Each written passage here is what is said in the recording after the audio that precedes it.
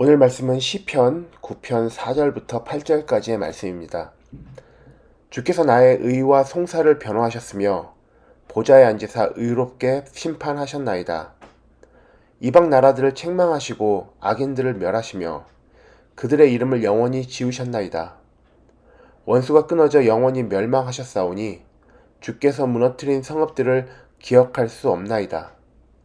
여호와께서 영원히 앉으시며 심판을 위하여 보좌를 준비하셨도다. 공의로 세상을 심판하시며 정직으로 만민에게 판결을 내리시리로다. 가끔 영화나 드라마에서 재판을 하는 법정 장면이 나오는 장면들이 있습니다.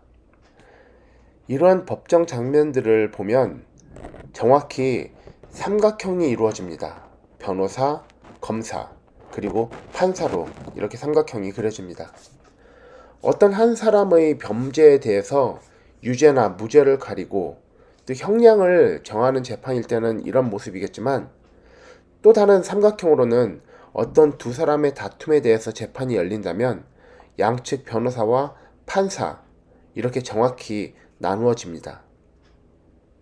항상 판사가 그 중심에 있고, 무엇보다도 모든 재판에서도 그렇겠지만 이 변호사의 역할이 굉장히 중요합니다.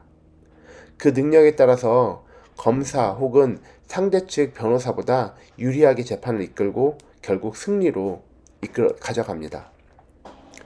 오늘 본문을 시작하면서 다윗은 고백하고 있습니다. 주께서 나의 의와 송사를 변호하셨으며, 다윗의 변호인은 하나님이셨습니다. 이 정도면 사실 재판이 끝났다 싶습니다. 과연 누가 하나님과 싸워서 그 재판을 이길 수 있겠습니까?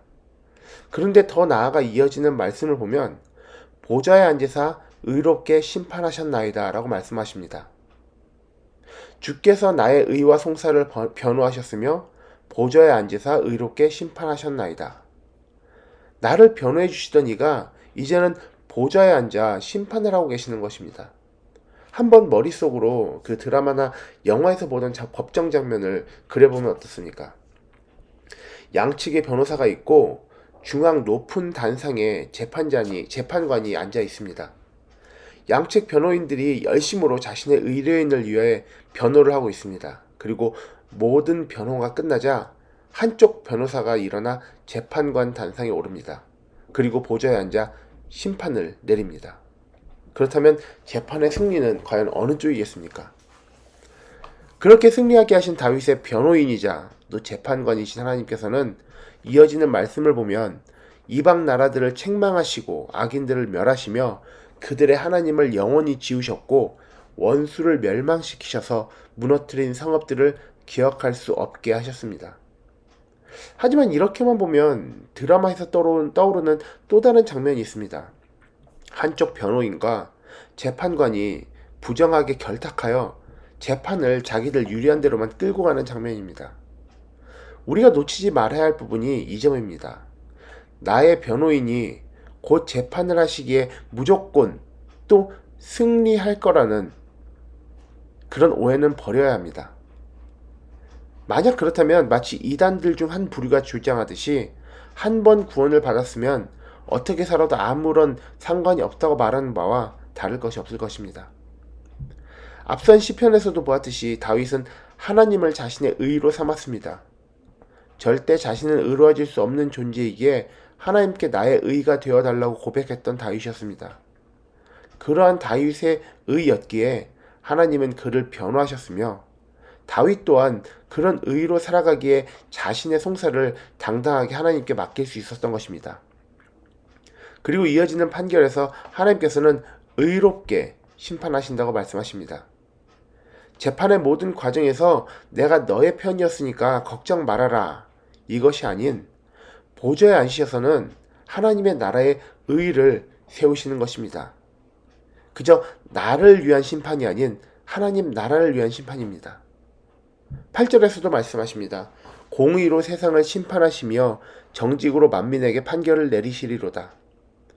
나의 변호인이셨지만 재판관으로서는 공의로 심판하시며, 나의 하나님이시지만 동시에 이 세상 모두의 하나님이시기에 만민에게 정직으로 판결을 내리신다는 것입니다.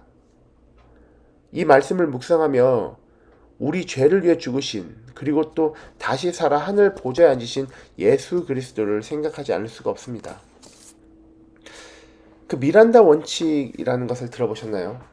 경찰이나 검찰이 그 용의자나 혹은 피해자를 체포할 때 고지하도록 되어 있는 권리로, 만약 이를 고지하지 않은 상태에서 이루어진 구속은 그 효력이 없는 것으로 판단될 수 있다고 합니다. 우리에게 이 미란다 원칙이 낯설지 않은 이유는 경찰이 용의자를 체포하는 장면이 나오는 드라마나 영화에서는 반드시 나오기 때문입니다. 그래서 아마도 들어본 적이 있으시리라 생각됩니다. 당신은 묵비권을 사용할 수 있으며 당신이 한 발언은 법정에서 불리하게 사용될 수 있습니다. 당신은 변호인을 선임할 수 있으며 변호인을 선임하지 못할 경우 국선 변호인이 선임될 것입니다. 이 미란다 원칙을 가만히 보면 결국 내용의 중심에 변호인이 있습니다.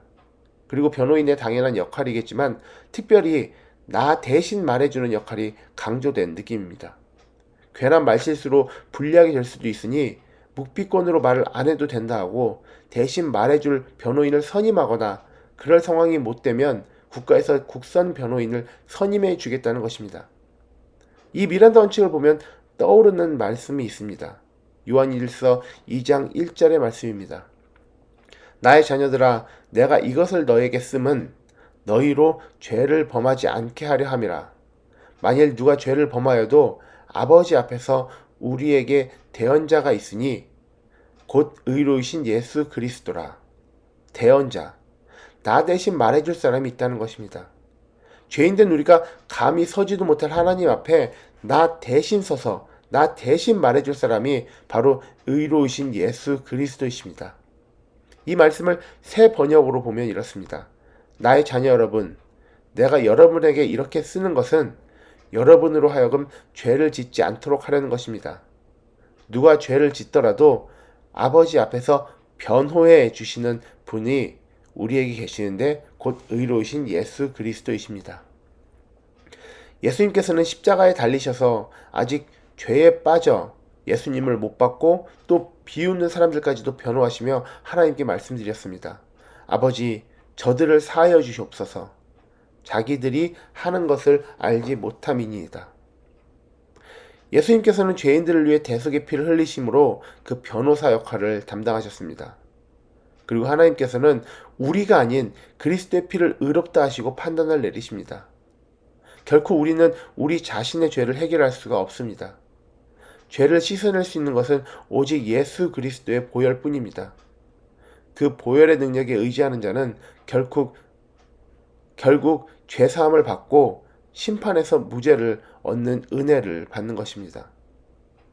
그래서 우리는 심판의 그날까지 오직 보혈의 은혜를 의지해야 합니다.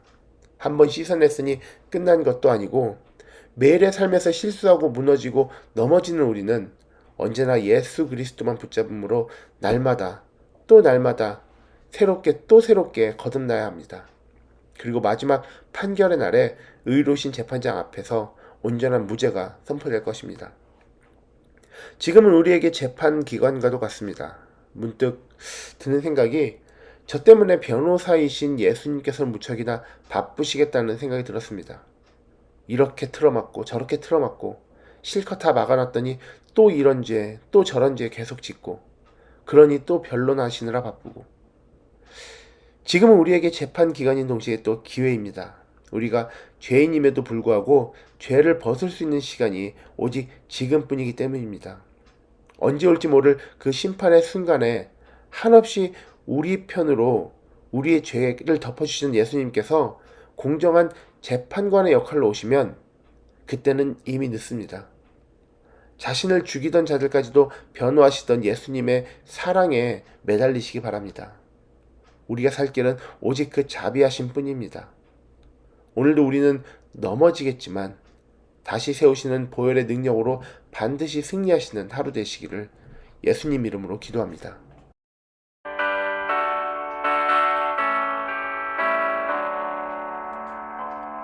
오늘 나온 곳에 주 예수를 주 참 능력에 주시로다. 큰 바위 및 선전한 그곳으로 내 영혼을 숨기시네. 메마른 땅을 종일 걸어가도 나 피곤치 아니하며 저 위험한 곳 내가 이를 때면 큰 바위에 숨기시고 주 손으로 덮으시네.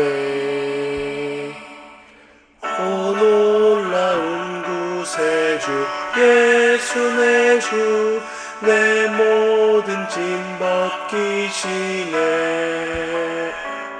죄악에서 날 끌어 올리시며 또 나에게 힘 주시네. 내 마른 땅을 종일 걸어가도 나 피곤치 아니하며 저 위험한 곳 내가 이를 때면 큰 바위에 숨기시고